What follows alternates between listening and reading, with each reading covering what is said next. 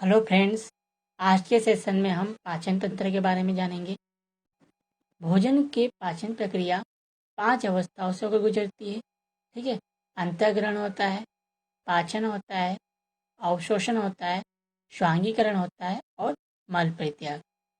अंतःग्रहण में क्या होता है कि जब भोजन को मुख में लेते हैं तो भोजन को मुख में लेना अंतःग्रहण कहलाता है। उसके पश्चात पाचन प्रक्रिया होती है और जो भोजन पच जाता है उसको रुधिर में पहुंचाना अवशोषण कहलाता है। ठीक है। और अवशोषित भोजन को शरीर के उपयोग में लाना स्वांगीकरण कहलाता है। अब भोजन में क्या होता है, जो पाचन होता है उसमें कुछ पदार्थ ऐसे भी होते हैं जो पच नहीं पाते हैं। ठीक है। तो उसको क्या करते हैं, बड़ी आंत में पहुंचा देते हैं। और बड़ी आंत में क्या होंगे, छोटे छोटे जीवाणु होते हैं, वो उसको क्या करते हैं, मल में परिवर्तित कर देते हैं। इस तरह से क्या होता है, भोजन की 5 प्रक्रियाएं पूर्ण हो जाती है। मनुष्य में भोजन का पाचन जो है मुख से प्रारंभ होता है। ठीक है। मनुष्य में भोजन का पाचन कहाँ से होता है, मुख से प्रारंभ होता है और छोटी आंत तक जारी रहता है। ठीक है।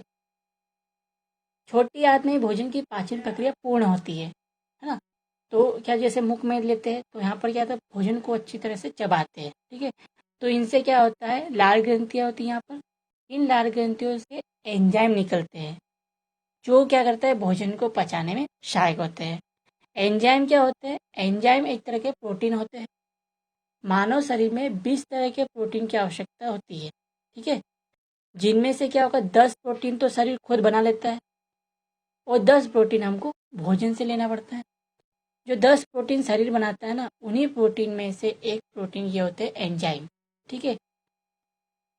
लाल ग्रंथियों से एंजाइम निकलते हैं। उन एंजाइम में एक टाइलिन नाम का एंजाइम निकलता है। ये टाइलिन एंजाइम क्या करता है, भोजन में उपस्थित जो स्टार्च है उसको क्या करता है, माल्टो शर्करा में चेंज कर देता है। टाइलिन एंजाइम क्या करता है, भोजन में उपस्थित जो स्टार्च है उसको माल्टो शर्करा में चेंज कर देता है। फिर इसके पश्चात क्या होगा, माल्टोज नाम का एंजाइम यहाँ से आएगा।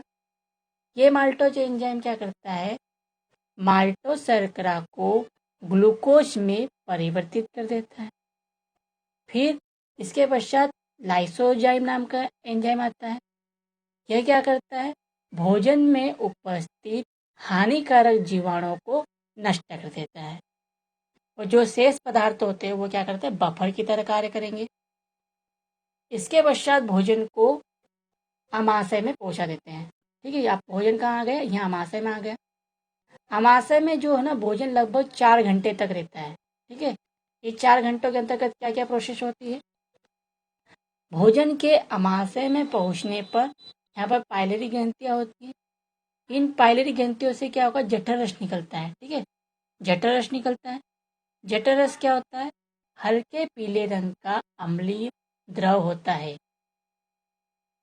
इसी अमाशय से ऑक्सीटोनिक कोशिकाएं होती है। इन ऑक्सीटोनिक कोशिकाओं से हाइड्रोक्लोरिक अम्ल निकलता है। यह हाइड्रोक्लोरिक अम्ल क्या करता है, भोजन को अम्लीय बनाता है और भोजन में आए जीवाणु होते हैं उनको नष्ट कर देता है। जैसे यहाँ पर लाल ग्रंथियों से लाइसोजाइम नाम का एंजाइम आया था, उसने भी क्या किया था, भोजन में जो हानिकारक जीवाणु होते हैं उनको नष्ट किया था। अमाशय में पहुंचा, यहाँ से क्या हुआ, यहाँ से हाइड्रोक्लोरिक अम्ल निकला, इसने भोजन को अम्लीय बनाया और भोजन में जो जीवाणु होते हैं हानिकारक उनको नष्ट कर देते हैं। अमाशय से दो जठर रस जो अमाशय से जो जठर रस निकला था, इसमें क्या होते हैं, 2 एंजाइम होते हैं। ठीक है। अमाशय से जो जठर रस निकला था, जठर रस कैसा होता है, हल्के पीले रंग का अम्लीय द्रव होता है। इससे 2 एंजाइम होते हैं, पेप्सिन और रेनिन। पेप्सिन क्या करता है, पेप्सिन प्रोटीन को खंडित कर देता है। पेप्सिन क्या करता है, प्रोटीन को छोटे छोटे भागों में तोड़ देता है और उसे पेप्टोस में चेंज कर देता है। पेप्सिन नाम का प्रोटीन क्या करता है, भोजन का जो प्रोटीन होता है उसको पेप्टोस में चेंज कर देगा। और रेनिन क्या करता है, जो दूध की घुली हुई प्रोटीन होती है ना, उनको कैल्शियम पेराक्सीनेट में चेंज कर देता है। रेनिन क्या करता है, दूध की घुली हुई प्रोटीन को कैल्शियम पेराक्सीनेट में परिवर्तित कर देता है। अब यह कहता है यकृत में चला जाएगा। यकृत जो होता है भोजन की पाचन प्रक्रिया में डायरेक्टली भाग नहीं लेता है, ठीक है, इनडायरेक्टली लेता है। वो कैसे? क्योंकि यकृत में क्या होता है, पित्त रस का निर्माण होता है। पित्त रस का निर्माण जो होता है यकृत में होता है, ठीक है, इसको लीवर भी बोलते हैं। तो पित्त रस का निर्माण जो होता है यकृत से होता है, और जमाव यहाँ पर नहीं होता है, ठीक है। जमाव कहाँ होगा? इसका जमाव जो होता है वो पित्ताशय में होता है, ठीक है। तो यकृत में अगर क्वेश्चन ये पूछ लिया जाता है कि पित्त रस का निर्माण कहाँ होता है, यकृत में होता है। जमाव कहाँ होता है? तो पित्ताशय में होता है। यकृत जो है ना, यकृत क्या है, मानव शरीर की सबसे बड़ी ग्रंथि है। यकृत क्या है, मानव शरीर की सबसे बड़ी ग्रंथि है। इसका वजन 1.5 से 2 किलो का वजन होता है। ये सबसे बड़ी ग्रंथि है। तो दूसरी सबसे बड़ी ग्रंथि कौन सी हुई? अग्नाशय। ये अग्नाशय जो है ना, जो पीले रंग का दिख रहा है, ये दूसरी सबसे बड़ी ग्रंथि होती है। और सबसे बड़ी ग्रंथि यकृत होता है। यकृत जो है ना, जैसे गाड़ी के लिए इंजन आवश्यक होता है, इंजन के बिना गाड़ी नहीं चल पाएगी ना, वैसे ही शरीर के लिए क्या होता है, जो यकृत है वो इंजन की तरह कार्य करता है, ठीक है। यकृत क्या होता है, यकृत प्रोटीन के उपापचय में सक्रिय रूप से भाग लेता है, ठीक है। प्रोटीन का जो उपापचय होना चाहिए होता है, उसमें यकृत जो होता है क्या करता है, सक्रिय रूप से भाग लेता है, ठीक है। प्रोटीन के विघटन के फलस्वरूप जब प्रोटीन का विघटन होता है, जब प्रोटीन को तोड़ेंगे तो उससे क्या होगा, अमोनिया का निर्माण होता है। ये अमोनिया कैसा होता है? ये अमोनिया जो होता है विषैला होता है, पॉइजन होता है इसमें। तो यकृत क्या करता है, यकृत क्या करता है, इस अमोनिया को यूरिया में चेंज कर देता है, ठीक है। इसीलिए यकृत कितना इंपॉर्टेंट हुआ। इसने क्या किया, प्रोटीन का जब विघटन हुआ तो अमोनिया का निर्माण हुआ। ये अमोनिया क्या हुआ, विषैला था, तो इसने इसको क्या किया, यूरिया में चेंज कर देता है। तो ये पूछ लिया जाता है कि अमोनिया को यूरिया में कौन चेंज कर देता है? किडनी करती है, यकृत करते हैं, या फेफड़े करते हैं? तो कौन करता है? यकृत करता है, ठीक है। यकृत ही जो होता है अमोनिया को यूरिया में परिवर्तित करता है।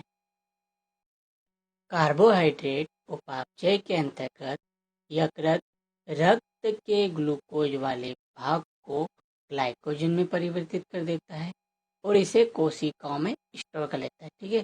क्या करता है, रक्त का जो ग्लूकोज वाला भाग है उसको यकृत, लीवर क्या करता है, ग्लूकोज वाले भाग को ग्लाइकोजन में चेंज कर लेगा और उसको कोशिकाओं में स्टोर कर लेता है। जब शरीर को ग्लूकोज की आवश्यकता होगी, जब शरीर को ग्लूकोज की आवश्यकता होगी तो इसी ग्लाइकोजन को पुनः ग्लूकोज में परिवर्तित कर देगा, ठीक है। पहले क्या करेगा, ग्लूकोज को ग्लाइकोजन में चेंज कर लेगा और कोशिकाओं में स्टोर कर लेगा, ठीक है। और जब वापस इसको ग्लूकोज की आवश्यकता होगी तो इसी ग्लाइकोजन को ग्लूकोज में चेंज करके शरीर को पहुंचा देंगे। अब ये सवाल उठता है कि ग्लूकोज को ग्लाइकोजन में चेंज क्यों करता है जब इसको ग्लूकोज में वापस चेंज करना है?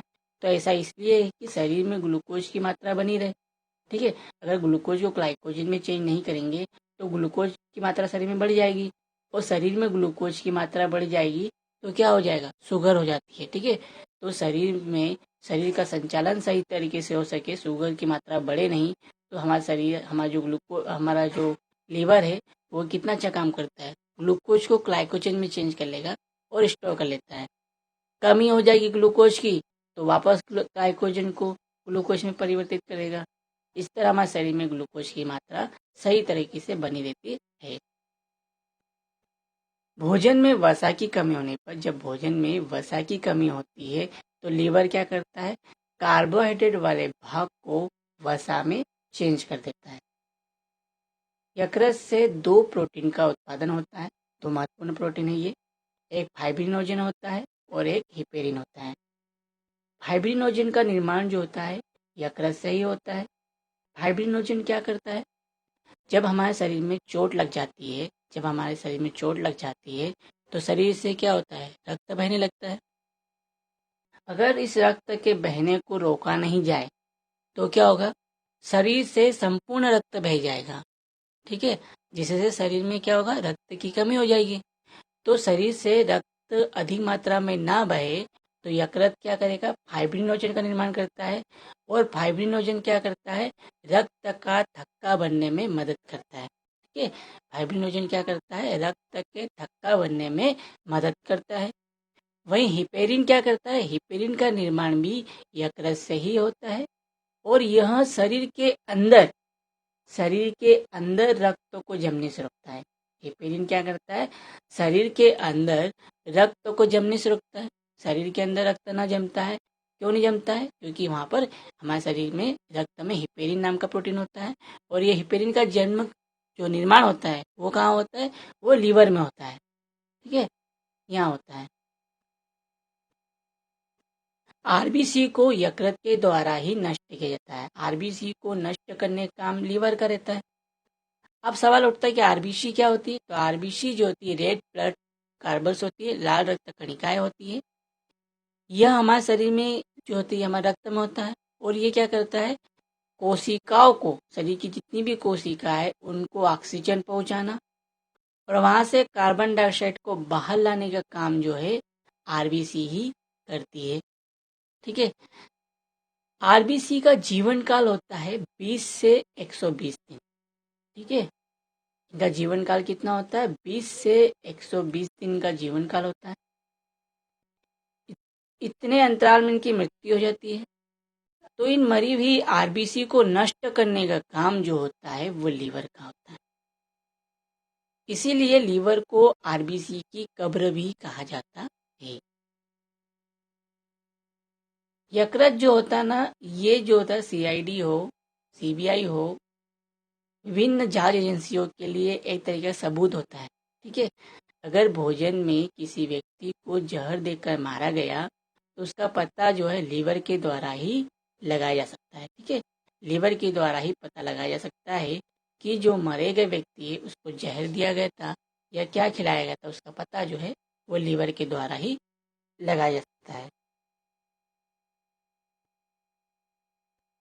पित्ताशय की बात की जाए तो पित्ताशय नाशपाती के आकार की एक थैली होती है जिसमें यकृत से निकलने वाला जो पित्त रस है यहाँ जमा हो जाता है। ठीक है, पित्ताशय कैसा होता है, पित्ताशय नाशपाती के आकार की एक थैली होती है जिसमें पित्त रस जमा होता है, यकृत से आकर जमा हो जाएगा। पित्ताशय से पित्त पक्वाशय में, पित्ताशय से पित्त पक्वाशय में जाएगा, वो पित्त नालिकाओं के माध्यम से जाता है। ठीक है, पित्त रस कैसा होता है, तो पित्त रस पीले हरे रंग का क्षारी द्रव होता है। पित्त रस कैसा होता है, पित्त रस पीले हरे रंग का क्षारी द्रव होता है जिसका पीएच मान 7.7 होता है।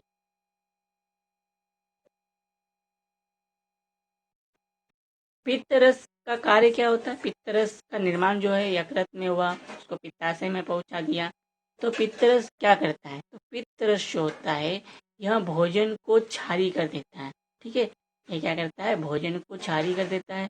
जैसे भोजन अमाशय में पहुंचा था जब, तो यहाँ से क्या निकला था, हाइड्रोक्लोरिक अम्ल निकला था।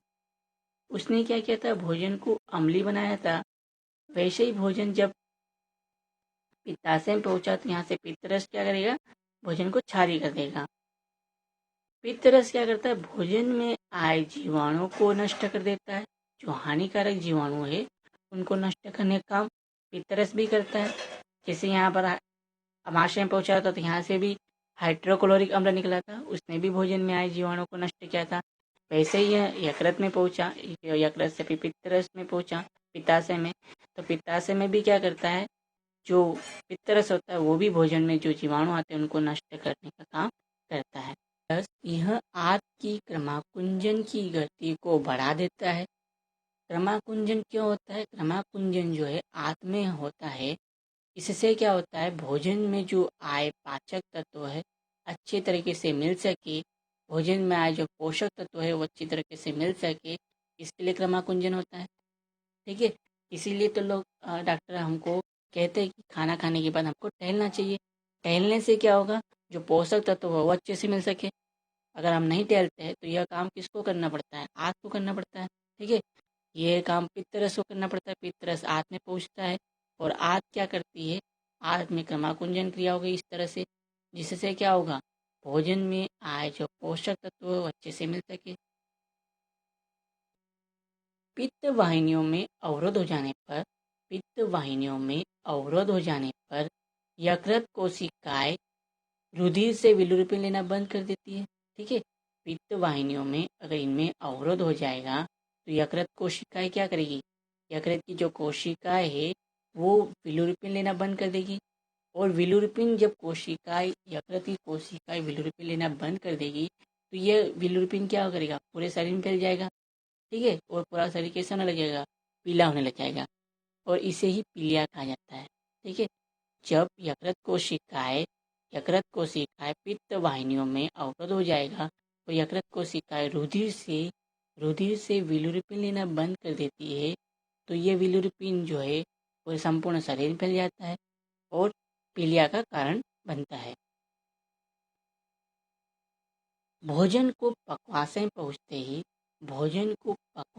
पहुँचते ही सबसे पहले यकृत से निकलने वाला पित्तरस आकर मिलता है। जैसे भोजन पक्वाशय में पहुँचेगा तो यकृत से निकलने वाला पित्तरस आकर मिल जाएगा। पित्तरस कैसा होता है, पित्तरस पीले रंग का होता है, पीले हरे रंग का क्षारीय द्रव होता है। ठीक है, और यह पित्तरस क्या करता है, अग्नाशय रस मिल जाए। ठीक है, इसके लिए पित्तरस क्या करता है, अग्नाशय कहाँ है, अग्नाशय रस अच्छी तरह से मिल जाए या उससे क्रिया कर सके, इसलिए पित्तरस उसके भी महत्वपूर्ण काम करता है। ठीक, इसके बाद पश्चात भोजन जो है छोटी आंत में पहुंच जाता है।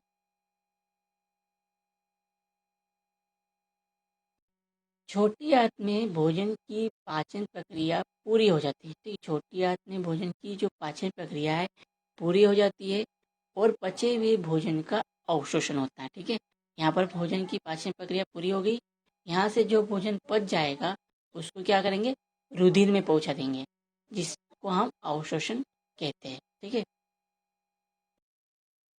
छोटी आंत की दीवारों से छोटी आंत की जो दीवारें हैं इनसे क्या करता है, आंतरिक रस निकलता है। ठीक है, छोटी आंत की दीवारों से आंतरिक रस निकलता है। स्वस्थ मनुष्य में प्रतिदिन 2 लीटर आंतरिक रस निकलता है।